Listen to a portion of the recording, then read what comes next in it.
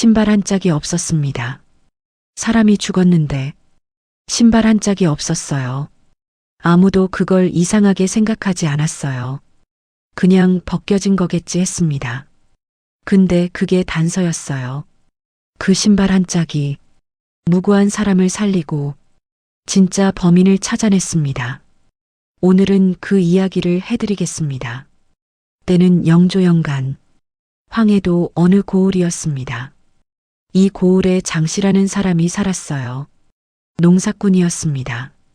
넉넉하진 않았지만 그렇다고 가난하지도 않은 평범한 살림이었어요. 장씨한테는 버릇이 하나 있었습니다. 저녁 밥을 먹고 나면 꼭 마을 우물가에 나가서 바람을 쐬는 거였어요. 여름이든 겨울이든 저녁이 되면 우물가에 나갔습니다. 마을 사람들이 다 알았어요. 장씨는 저녁마다 우물가에 있다는 걸.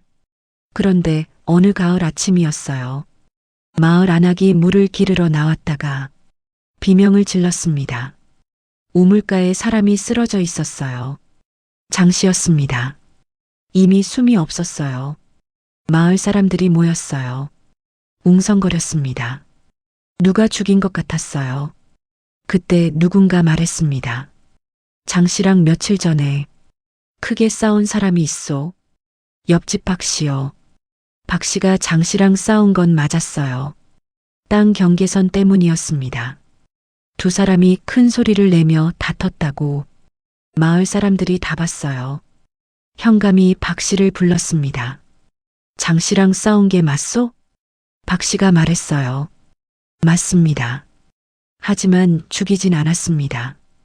그날 밤 저는 집에 있었어요. 현감이 말했습니다. 증인이 있소? 박씨가 말했어요. 아내가 있었습니다. 현감이 말했어요. 아내 말은 못 믿소? 다른 증인이 있소? 없었습니다. 현감이 말했어요. 싸운 것도 맞고 증인도 없소? 일단 가두겠소. 박씨가 끌려갔습니다. 박씨 아내가 관하로 달려왔어요. 현감 앞에 무릎을 꿇었습니다. 남편이 억울합니다. 그날 밤 남편은 집에 있었습니다. 제가 분명히 봤어요. 현감이 말했어요. 아내 말은 증거가 안 돼요. 박씨 아내가 말했습니다. 그럼 어떻게 해야 합니까? 남편이 억울하게 죄를 뒤집었으면 제가 어디 가서 억울함을 풀어야 합니까? 현감이 말했어요. 증거를 가져오시오. 증거가 없으면 어쩔 수 없소. 박씨 아내가 관아 마당에 주저앉았어요. 증거가 어디 있겠어요? 그날 밤 집에 있었다는 걸 어떻게 증명합니까? 마당에 구경꾼들이 있었어요. 안타깝다는 표정으로 봤지만 아무도 나서지 않았습니다. 박씨 아내가 고개를 들었어요. 눈물이 났지만 닦지도 않았습니다. 그때였어요. 관아 마당을 지나던 잿빛 두루마기를 입은 나그네가 멈춰섰습니다. 닳고 다른 집신, 먼지 앉은 갓. 나그네가 박씨 아내 옆에 쪼그려 앉았어요. 어인일이요? 박씨 아내가 다 털어놨어요. 남편 이야기, 장씨 이야기, 싸운 이야기, 억울하게 갇힌 이야기. 나그네가 끝까지 들었습니다. 그리고 조용히 물었어요. 죽은 장씨를 직접 봤소? 박씨 아내가 말했어요. 아침에 마을 사람들이 모였을 때 봤습니다. 나그네가 물었어요. 시신에 신발이 두 짝 다 있었소? 박씨 아내가 멈칫했어요. 기억을 더듬었습니다. 한 짝이 없었습니다.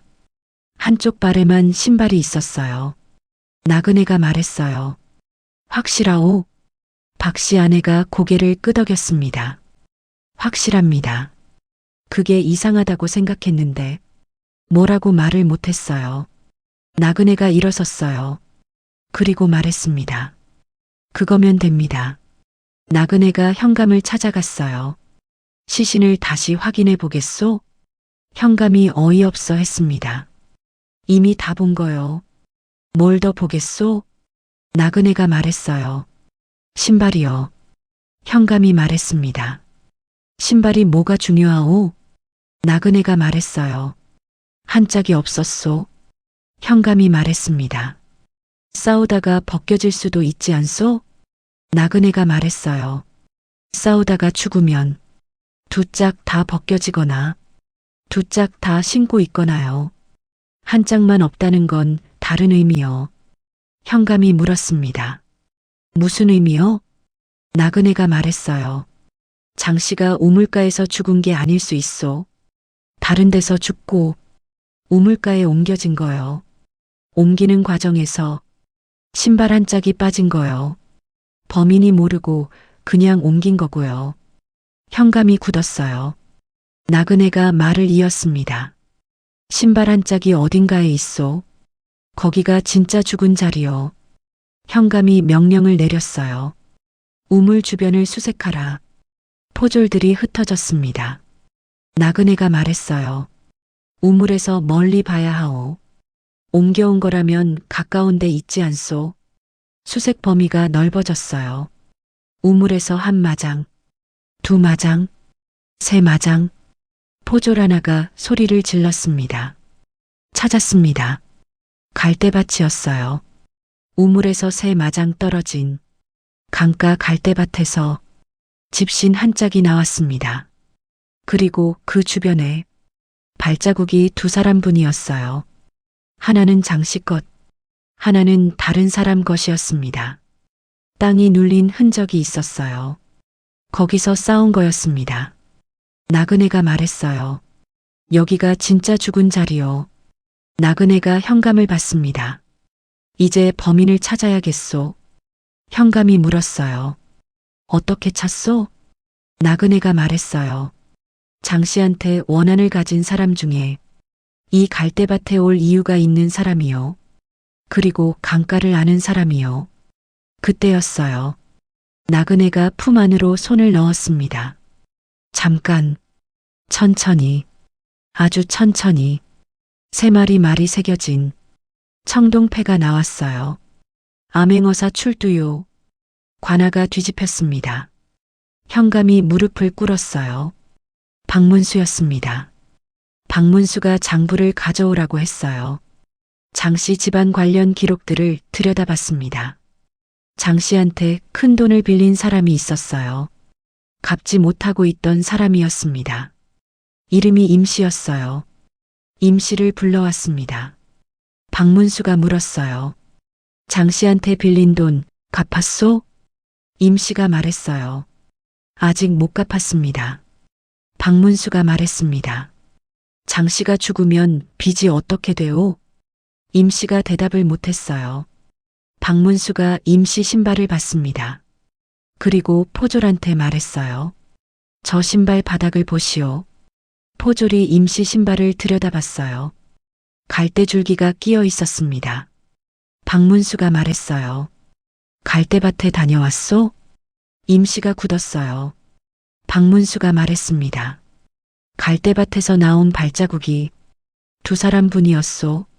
하나는 장씨, 하나는 당신이요. 임씨가 버텼어요. 그게 무슨 증거요? 박문수가 말했습니다. 갈대밭에서 당신 발자국 크기를 재보면 알 수 있소. 포졸들이 임씨를 끌고 갈대밭으로 갔어요. 발자국에 임씨 발을 맞춰봤습니다. 딱 맞았어요. 임씨가 무너졌습니다. 장씨가 돈을 갚으라고 했어요. 며칠째 찾아와서 독촉을 했습니다. 갚을 돈이 없었어요. 그날 저녁 장씨가 또 찾아왔고 강가에서 다투다가 임씨가 더 말을 잇지 못했어요. 박문수가 말했습니다. 그리고 우물가로 옮겼소. 박씨한테 죄를 뒤집어 씌우려고 임씨가 고개를 숙였어요. 박씨가 관아 밖으로 나왔습니다. 박씨 아내가 달려갔어요. 남편을 붙잡았습니다. 말을 못했어요. 그냥 붙잡고 있었어요. 박씨가 아내 등을 두드렸습니다. 괜찮소? 나 괜찮소? 박씨 아내가 울었어요. 박문수가 그 모습을 봤습니다. 임씨는 포박됐어요. 박문수가 현감을 받습니다. 증거도 없이 가두는 게 얼마나 위험한 일인지 알겠소? 신발 한 짝, 그게 전부를 바꿨소. 작은 것 하나를 놓치면 억울한 사람이 생기요. 현감이 고개를 숙였어요. 박문수가 관할을 나섰어요. 박씨 아내가 따라 나왔습니다. 어르신, 어떻게 신발 한 짝을 물어보셨습니까? 박문수가 잠깐 멈췄어요. 시신을 보면 신발부터 봐야 하오. 살다가 죽으면 신발이 자연스럽소. 옮겨지면 흐트러지요. 박씨 아내가 말했습니다. 그런 걸 어떻게 아십니까? 박문수가 말했어요. 오래 걸으면 알게 돼요. 그리고 자기 집신을 내려다봤어요. 닳고 다른 집신이었습니다. 뒤꿈치가 다 헤어져 있었어요. 박문수가 다시 걸었습니다. 신발 한 짝, 아무도 거들떠보지 않은 것. 근데 그게 전부를 바꿨어요. 진실은 항상 작은 데 있습니다. 크게 보려고 하면 놓쳐요. 바닥을 봐야 해요. 땅을 봐야 합니다. 그 작은 것 하나가 사람을 살리고 죽인 사람을 찾아냈어요. 박문수의 발걸음이 멀어졌습니다. 닳고 다른 집신으로 또 다른 고을을 향해 구독과 좋아요 부탁합니다.